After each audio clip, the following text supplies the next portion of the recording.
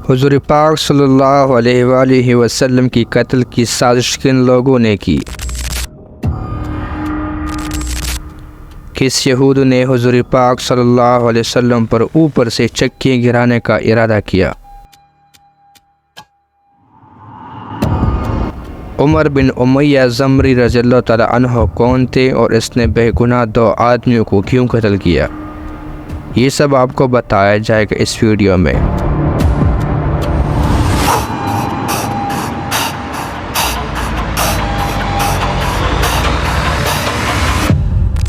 ناظرین، انسان کی عادت ہے کہ جب وہ کسی سے نفرت کرتا ہے تو اپنا غصہ نکالنے کے لیے ہاتھا پائی کرنے لگ جاتا ہے۔ ایسا ہی مشرکین مکہ نے بھی کیا۔ جب انہوں نے یہ دیکھا کہ مسلمان بڑھتے ہی جا رہے ہیں تو انہوں نے ان پر ظلم و ستم کرنے شروع کر دیے۔ ایسے ظلم کیے کہ انسان ان کے تصور سے ہی کام جاتا ہے۔ مثال کے طور پر حضور پاک صلی اللہ علیہ وآلہ وسلم کا نام بگاڑ دیا گیا۔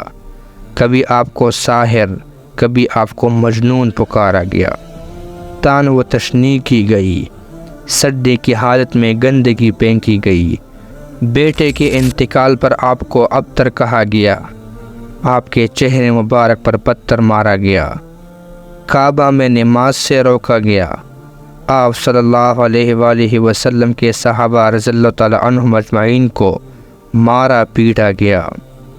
عثمان رضی اللہ تعالی عنہ کے چچا انہیں کھجور کی چٹائی میں لپیٹ کر نیچے سے دعا دے دے۔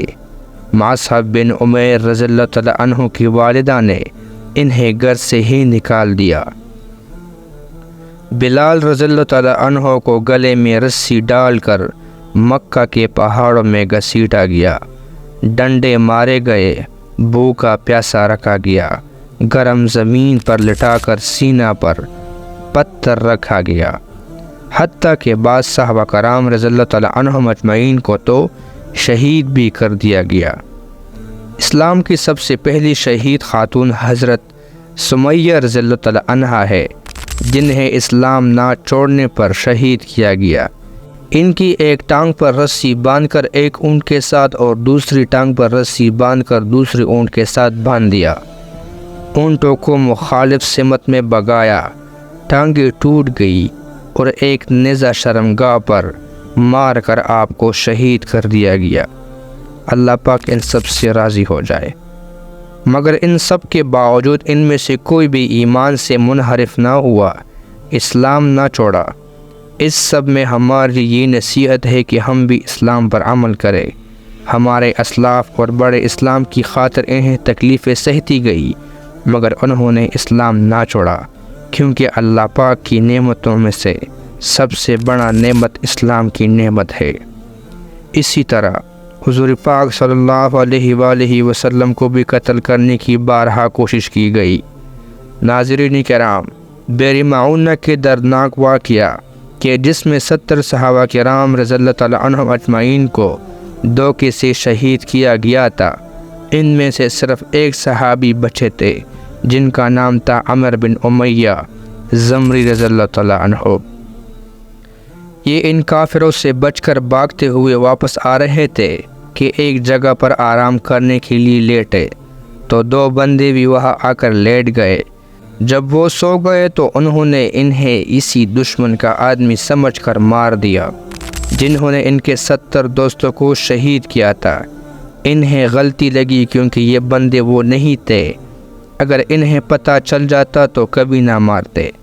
جو بندہ غلطی سے مارا جائے اس کی دید دی جاتی ہے، یعنی ہر مرنے والے بندے کے بدلے اس کے گھر والوں کو ایک خاص رقم دی جاتی ہے۔ جب آپ صلی اللہ علیہ وآلہ وسلم کو پتہ چلا کہ اس طرح انہوں نے غلطی سے 2 یہودی مار دیے ہیں تو آپ صلی اللہ علیہ وآلہ وسلم ان کی دید دینے کے لیے بنو نذیر کے پاس پہنچ گئے۔ غزوہ احد کے بعد یہ لوگ بڑے بدتمیز ہو گئے تھے، بات بات پر لڑنے کی کوشش کرتے، شاید یہ سمجھتے تھے کہ غزوہ احد کے بعد مسلمان کمزور ہو گئے ہیں۔ لہٰذا جب آپ صلی اللہ علیہ وآلہ وسلم ان کے پاس گئے تو انہوں نے ایک مکان کی دیوار کے ساتھ بٹھایا اور انہیں کہا کہ ہم لوگ آپس میں مشورہ کر کے آپ صلی اللہ علیہ وآلہ وسلم کو بتاتے ہیں۔ آپ صلی اللہ علیہ وآلہ وسلم انتظار کرے۔ اندر جا کر ان میں سے کچھ لوگ کہنے لگے کہ موقع اچھا ہے، اوپر سے چکی کا پاٹ ان پر گرا دو تاکہ یہ شہید ہو جائے۔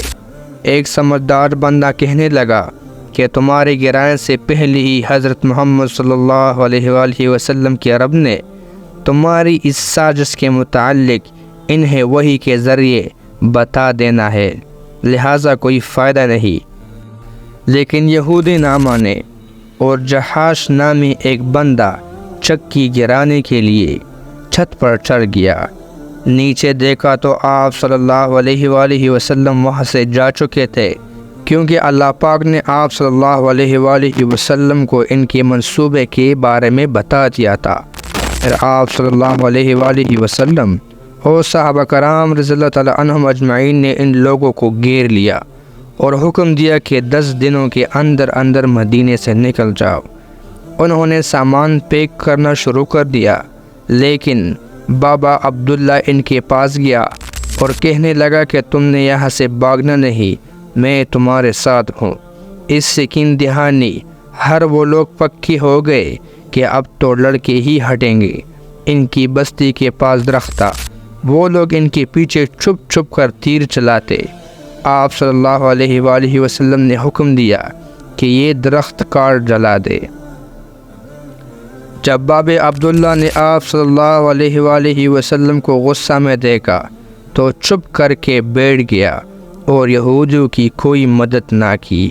ویسے بھی وہ بہت ڈرپوک تھا، جنگ سے اس کی جان جاتی تھی۔ اب یہودی پھنس چکے تھے۔ 15 دن بعد انہوں نے عرض کیا کہ وہ خود ہی چلے جاتے ہیں۔ آپ صلی اللہ علیہ وآلہ وسلم نے انہیں اجازت دے دی، لیکن اسلحہ لے جانے نہیں دیا، کیونکہ اگر وہ اسلحہ لے جاتے تو ہو سکتا تھا کہ دوبارہ لڑنے آ جاتے۔ یوں یہودیوں کا دوسرا قبیلہ بھی مدینے سے بھاگ گیا تھا۔